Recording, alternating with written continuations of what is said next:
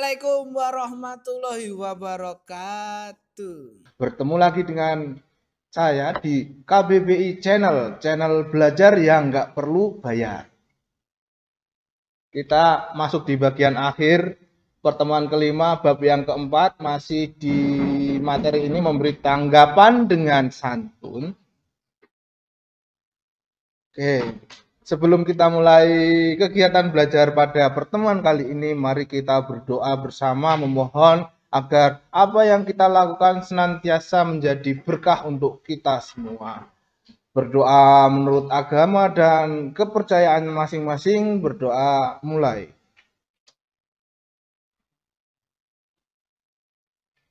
Berdoa tidak pernah selesai. Oke, kita lanjut. Pada pertemuan kali ini kita akan mengungkapkan kritik, sanggahan atau pujian dalam bentuk teks tanggapan secara lisan atau tulis dengan memerhatikan struktur dan kaidah kebahasaan. Indikatornya kita nanti diharapkan mampu mengetahui atau mampu menulis langkah menyusun teks tanggapan. Langkah-langkah menyusun teks tanggapan kita ulas dari yang pertama. Langkah pertama adalah menentukan tema teks tanggapan yang akan disusun. Jadi langkah yang pertama adalah menentukan, oke kita coret-coret ya, biar kalian tahu kata kuncinya. Langkah pertama, menentukan tema. Jadi tema apa yang akan ditulis di dalam teks tanggapan yang akan disusun itu. Ini langkah pertama. Kemudian langkah yang kedua adalah mengembangkan tema. Jadi setelah mengetahui temanya, kita mengembangkan tema itu menjadi ide atau gagasan pokok. Dari tahu temanya, kita kembangkan tema tersebut menjadi gagasan pokok.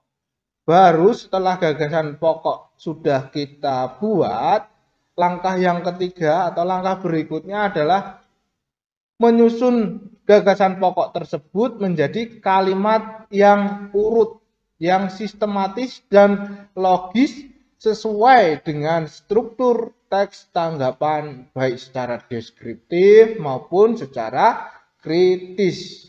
Setelah mengembangkan tema menjadi gagasan pokok, langkah berikutnya adalah mengembangkan gagasan pokok menjadi kalimat-kalimat yang urut, sistematis dan logis. Ini tambah sistematis ya.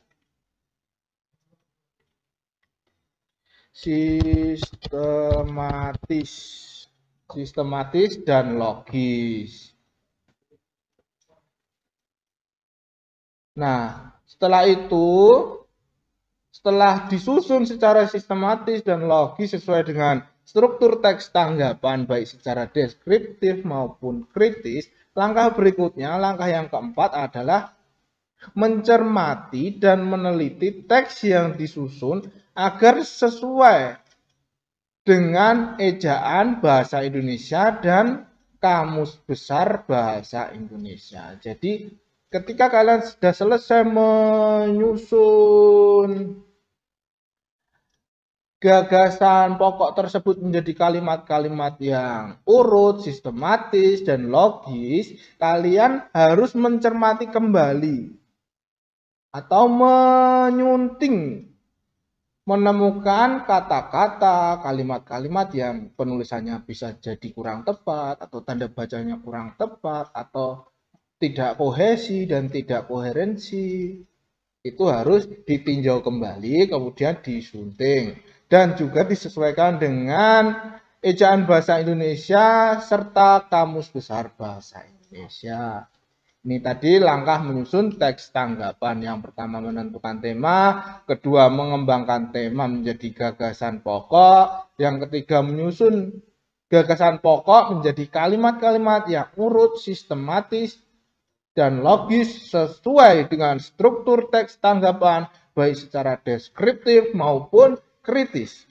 Lalu setelah itu mencermati dan meneliti teks yang disusun agar sesuai dengan ejaan bahasa Indonesia dan Kamus Besar Bahasa Indonesia.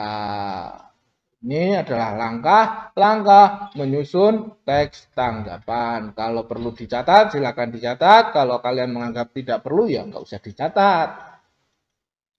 Lanjut ke bagian berikutnya. Nah, ini ada cara, loh kok sudah selesai, belum. Cara penyampaian tanggapan yang baik. Cara penyampaian tanggapan yang baik. Pertama, caranya bagaimana? Tanggapan yang disampaikan harus sesuai dengan topik pembahasan. Ini pasti.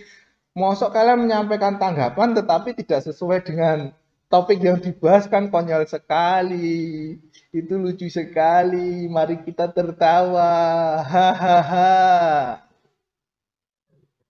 Nah, ini. Jadi apa yang akan disampaikan itu harus sesuai dengan topik pembahasan.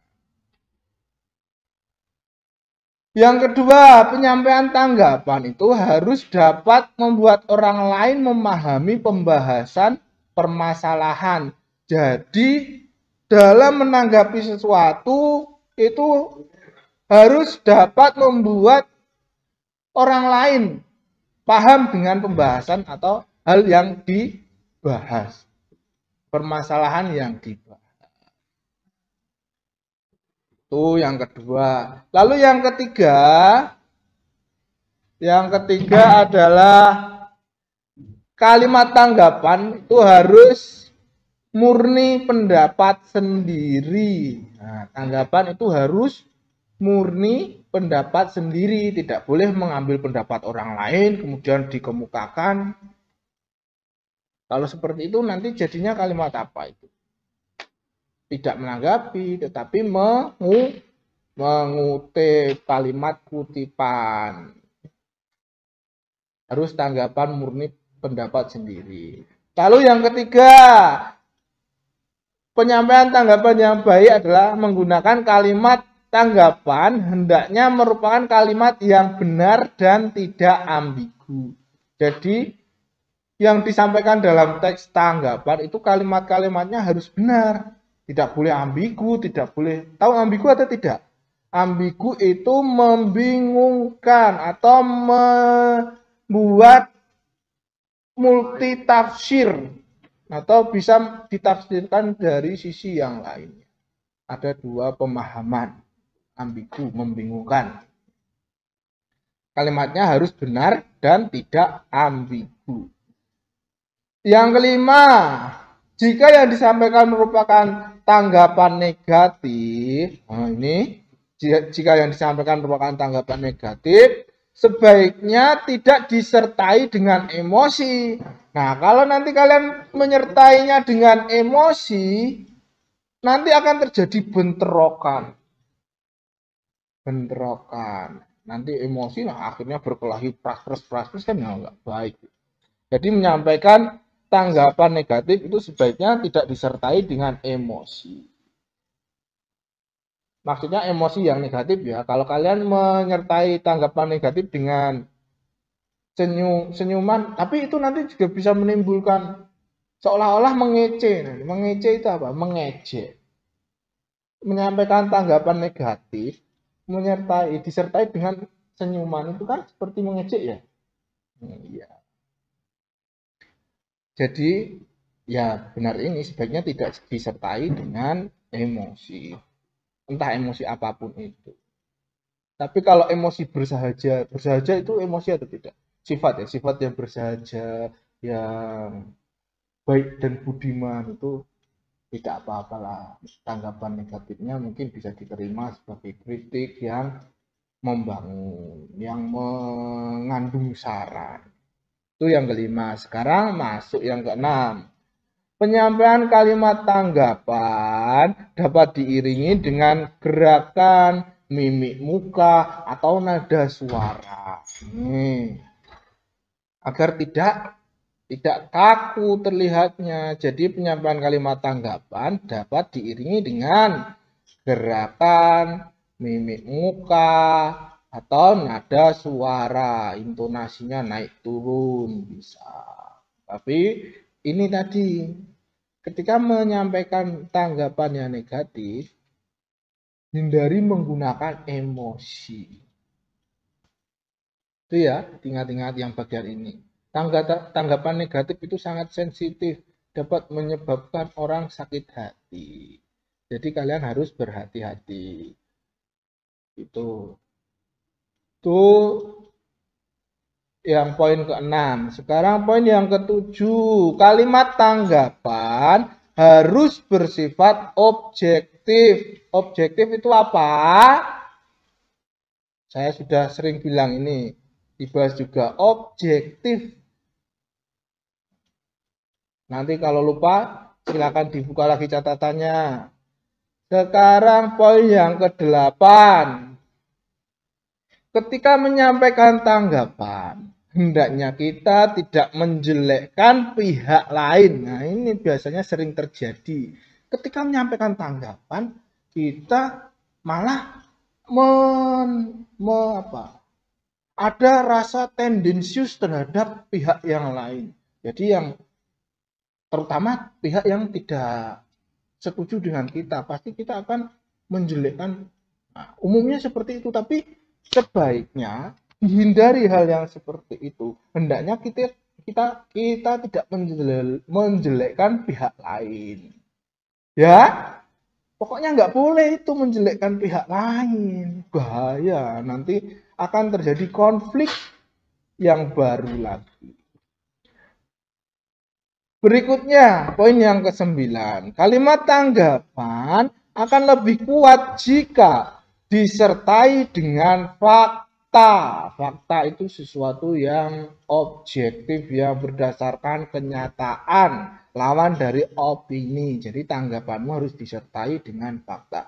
Kalau tanggapanmu tidak disertai dengan fakta, nanti kamu dianggap ya salah bicara tanpa berdasarkan apapun, tidak mempunyai dasar, tetapi asal berbicara. Jadi ini 9 poin cara menyampaikan tanggapan yang baik. Jika perlu dicatat silakan dicatat, jika tidak perlu ya kalau kalian lupa boleh lihat videonya lagi.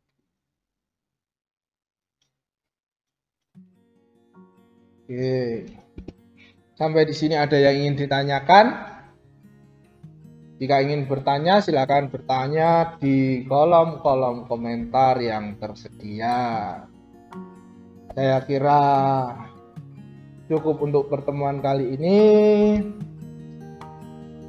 Semoga apa yang telah kita lakukan bisa mendapat berkah darinya, dan semoga apa yang kita cita-citakan akan segera terwujud. Sampai jumpa pertemuan berikutnya. Billahi taufiq wal hidayah. Assalamualaikum warahmatullahi wabarakatuh.